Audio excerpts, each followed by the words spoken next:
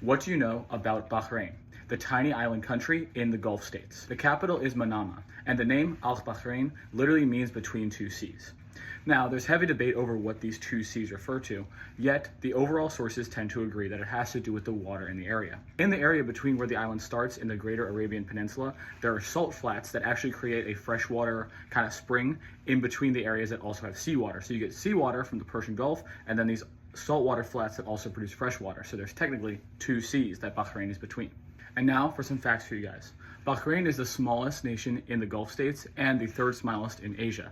Its total area is about 300 square miles or about 775 square kilometers, making it about 1/5 the size of Broward County in my state of Florida. Bahrain is also home to the largest underwater diving park in the world, that is Dive Bahrain Park. It is about 25 acres in size and also has the body of a 747, the Boeing aircraft, to explore as an artificial reef. Bahrain is also home to a 400-year-old mesquite tree.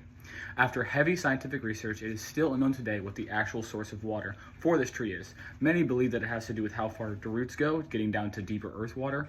However, there's no actual hard evidence of what's happening here. So, even though there's no bodies of water around, this tree still lives on. And finally, Bahrain is very different than the other Gulf states because it has some level of real religious tolerance. Despite the fact that it is heavily influenced by Islam, there is the only synagogue in all of the Gulf states here in the capital, Manama, yet there's also churches, temples, and even a Sikh Gurdwara. All of these different religions live here on one island to make money, live their life, and create a future, despite the fact that this is an area that is very heavily influenced by Islam.